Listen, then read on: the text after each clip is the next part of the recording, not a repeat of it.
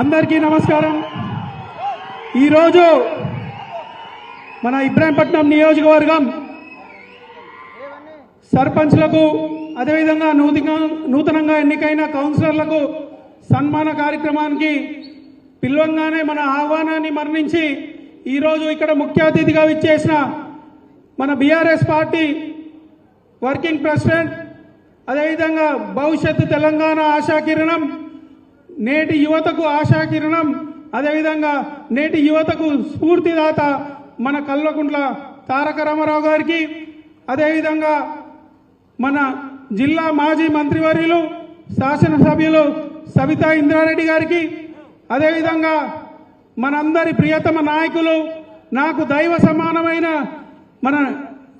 మా నాన్నగారు శ్రీ మంచిరెడ్డి కిషన్ రెడ్డి గారికి, అదేవిధంగా ఈరోజు వారి జన్మదినం కాబట్టి వారికి నా జన్మదిన శుభాకాంక్షలు కూడా తెలియజేసుకుంటూ, అదేవిధంగా వేదికను అలంకరించిన పెద్దలు క్యామ మల్లేశన్న గారికి, మిగతా టీఆర్ఎస్ పార్టీ సీనియర్ నాయకులకు, అదేవిధంగా ఇక్కడికి విచ్చేసిన బీఆర్ఎస్ పార్టీ కుటుంబాల సభ్యులకు అందరికీ కూడా పేరు పేరున నా హృదయపూర్వక నమస్కారాలు తెలియజేస్తున్నాను।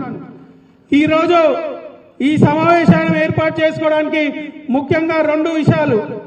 మొట్టమొదటిగా ఏదైతే గత 2.5 సంవత్సరాల నుంచి రాష్ట్రంలో అధికారం కోల్పోయినాక, నియోజకవర్గంలో అధికారం కోల్పోయినాక మనం ఏ విధంగా పోరాడుతూ మన నియోజకవర్గంలో అత్యధిక సర్పంచ్ స్థానాలు కానీ, అదేవిధంగా మొన్న మున్సిపల్ ఎన్నికల్లో మున్సిపల్ చైర్మన్ సీట్తో పాటు అత్యధిక మున్సిపల్ కౌన్సిలర్లను కానీ గెలిపించుకున్నామో వారందరికీ కూడా కేటీఆర్ గారి ఆధ్వర్యంలో కేటీఆర్ గారితో ఒక చిన్న సన్మానం ఏర్పాటు చేయించి వాళ్ళందరినీ గౌరవించుకోవాలని చెప్పి ఒక ఆలోచనతోని ఈరోజు ఈ సమావేశం ఏర్పాటు చేసుకోవడం జరిగింది। అదేవిధంగా కేవలం గెలిచిన వాళ్ళే కాదు, ప్రతిపక్షంలో ఉన్న ధైర్యంతో ఎవరైతే పోటీ చేసి ఓడిపోయిన నాయకులు ఉన్నారో వారందరినీ కూడా పార్టీ గౌరవిస్తుందని చెప్పి ఈ సందర్భంగా నేను మీ అందరికీ కూడా తెలియజేస్తున్నాను। ఇక్కడ స్థానికంగా పోటీ చేస్తున్న నాయకులకు కానీ, అభ్యర్థులకు కానీ ఎన్ని విధాల బెదిరింపులు వచ్చినాయి, ఎన్ని విధాల అవమానాలకు గురి చేసిరు, ఏ విధంగా మీ అందరినీ ఇబ్బంది పెట్టిరో అవన్నీ కూడా మా అందరికీ తెలుసు, మా అందరికీ గుర్తున్నాయి। భవిష్యత్తులో వాటన్నిటికీ తగు సమాధానం చెప్తాము అని చెప్పి ఈ సందర్భంగా నేను మీ అందరికీ కూడా తెలియజేస్తున్నాను। అదేవిధంగా ఈరోజు కేటీఆర్ గారు మొన్న కలిసి పిలవంగానే మన నియోజకవర్గానికి రావడం జరిగింది। అన్న అందరు కూడా గౌతంలో సర్పంచులకు అందరికీ ఒక సన్మాన కార్యక్రమం ఏర్పాటు చేసుకుందాం అనుకున్నా, అదేవిధంగా ఇప్పుడు కౌన్సిలర్లు కూడా గెలిచినారు। 51 రోజులు అందరు కూడా నాతో పాటు ఈరోజు నా రాజకీయ జిద్దు కోసం వాళ్ళ కుటుంబ జీవితాన్ని త్యాగం చేసి ఈరోజు 51 రోజులు వాళ్ళందరూ కూడా నాతో పాటు నేను ఎక్కడికి తీసుకుపోతే అక్కడ, ఎక్కడ ఉంచితే అక్కడ ఉన్నారు। ఒక్కొక్క రోజు ఎట్లాంటి పరిస్థితుల్లో అంటే నిద్రపోనికే సరైన జాగ లేకుంటే అయినా వాళ్ళు అక్కడ కష్టం అనకుండా నేల మీద కూడా వండుకున్న రోజులు ఉన్నాయన్న, అట్లా కష్టపడ్డారు। కానీ ఇక్కడ జరిగిన విషయాలు ఏదైతే కోర్టులలో కేసులు కానీ, ఒక్కొక్క అభ్యర్థిని ఏ విధంగా ఇబ్బంది పెట్టాలి, ఒక అభ్యర్థిని బీసీ సర్టిఫికేట్ విషయంలో ఇబ్బంది పెడతారు, ఒక అభ్యర్థిని 2 ఓట్లు ఉన్నాయి, రూరల్లో ఒక ఓటు ఉంది, అర్బన్లో ఒక ఓటు ఉంది అని ఒక అభ్యర్థిని ఇబ్బంది పెడతారు। ఒక అభ్యర్థి అన్న మీకు చెప్పాలి, మా నియోజకవర్గం 2 సార్లు శాసనసభ్యులుగా చేసిన కొండిగారి రాముల అబ్బాయి కొండిగారి త్రిలోక్ ఈరోజు మన పార్టీ తరఫున కౌన్సిలర్గా ఎన్నికైంది। కానీ అనుకోని కారణాల వల్ల పాపం పెద్ద ఆయన మేము క్యాంపులో ఉన్నప్పుడు ఆయన చనిపోవడం జరిగింది। అయినా వాళ్ళ అబ్బాయి ఒక్కరోజు వాళ్ళ నాన్న చావు కోసం వచ్చి కార్యక్రమం అటెండ్ అయ్యి తిరిగి అదే రోజు రాత్రి వచ్చి మా క్యాంపులో చేరడం జరిగిందన్న।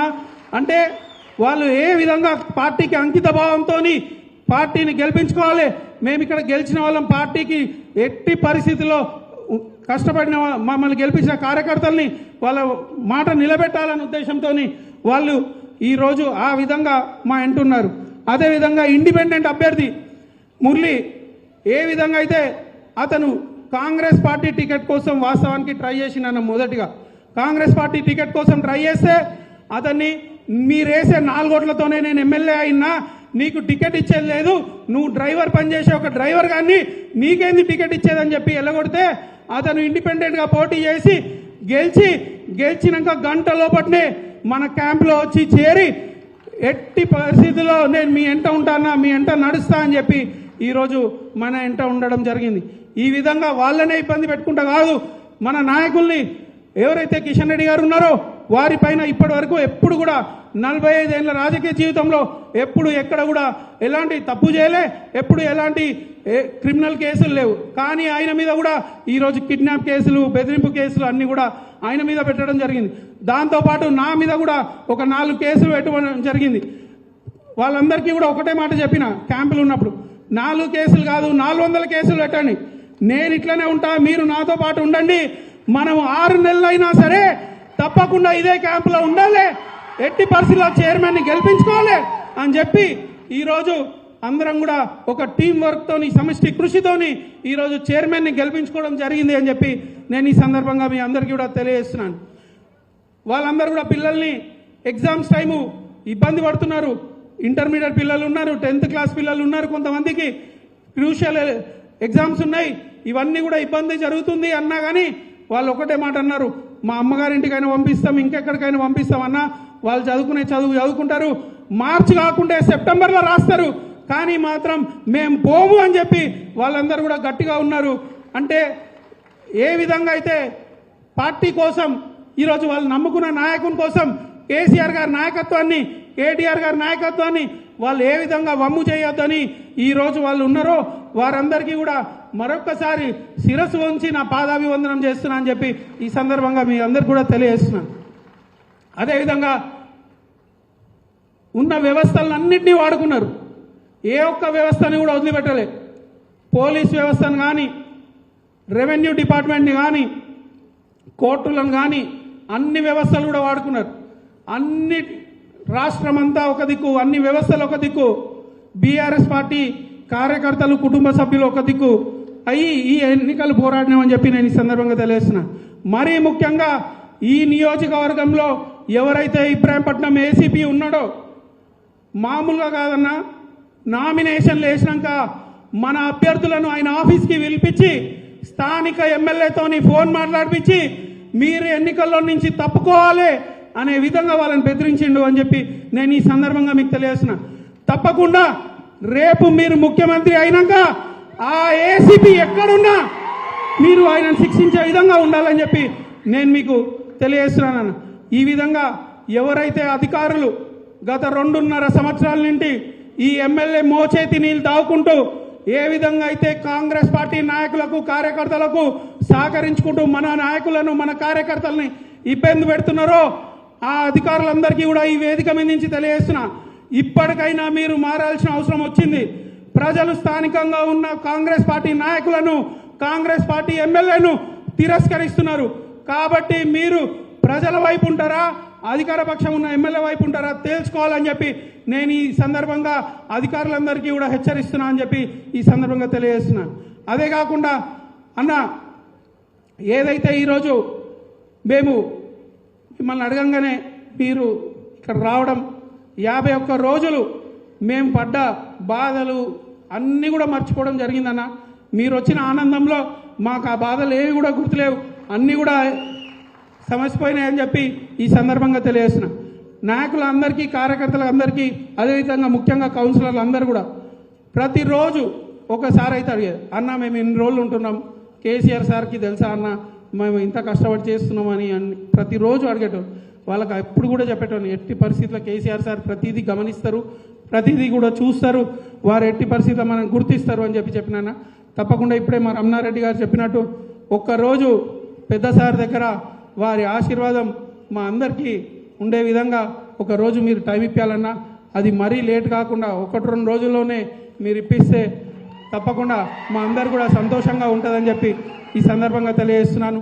అదేవిధంగా ఈరోజు ఏదైతే మనం ఈ సమావేశం ఏర్పాటు చేసుకున్నామో, మన పార్టీ తరఫున పోటీ చేసిన నాయకులు, కార్యకర్తలు అందరూ కూడా గెలిచిన వాళ్ళందరికీ ఒక సన్మాన కార్యక్రమం, అదేవిధంగా మన ప్రియతమ నాయకులు జన్మదినం 2 కలిసి వస్తాయి కాబట్టి ఈరోజు పెట్టుకోవడం జరిగింది. ఇక్కడికి విచ్చేసిన కార్యకర్తలందరికీ కూడా ధన్యవాదాలు. అదేవిధంగా అన్న, ఏదైతే ఈరోజు మీరు అనుమతిస్తే కార్యకర్తల యువత 2.5-3 నెలల నుంచి పడుతున్న బాధలన్నీ కూడా భవిష్యత్తులో ప్రజలు కూడా ఏ విధంగా బాధలు పడుతున్నారు, కేసీఆర్ గారి నాయకత్వం ఉన్నప్పుడు ఏ విధంగా ఉండే రాష్ట్రంలో, ఇక్కడ మంచిరెడ్డి కిషన్ రెడ్డి గారు ఉన్నప్పుడు ఏ విధంగా ఉండే, ఇప్పుడు ఏ విధంగా ఉన్నారో స్పష్టంగా ప్రజలకు ఆ తేడా తెలుస్తుంది. వాళ్ళు మేము మోసపోయినామనే విధంగా నియోజకవర్గం ప్రజలందరూ కూడా తెలియజేయడం జరుగుతుంది. తప్పకుండా మీరు అనుమతిస్తే వారి కోసం మళ్ళీ తొందరలోనే ఒక పాదయాత్ర నియోజకవర్గ స్థాయిలో 100 రోజులు పాదయాత్ర చేస్తా అని చెప్పి ఈ సందర్భంగా మీ అందరికీ కూడా తెలియజేస్తున్నాను. అదే కాకుండా ఈరోజు ఇక్కడికి విచ్చేసిన ప్రతి ఒక్కరికి కూడా పేరు పేరున నా హృదయపూర్వక ధన్యవాదాలు తెలియజేస్తున్నాను. భవిష్యత్తులో మీ అందరికీ ఎప్పుడు ఏ అవసరం ఉన్నా అన్ని విధాలుగా మిమ్మల్ని కంటికి రెప్పగా కాపాడుకునే బాధ్యత తీసుకొని మీ అందరికీ ముందుండి నడిపిస్తానని చెప్పి ఈ సందర్భంగా తెలియజేసుకుంటూ ఈ అవకాశం ఇచ్చిన పెద్దలందరికీ కూడా నా హృదయపూర్వక ధన్యవాదాలు తెలియజేస్తున్నాను.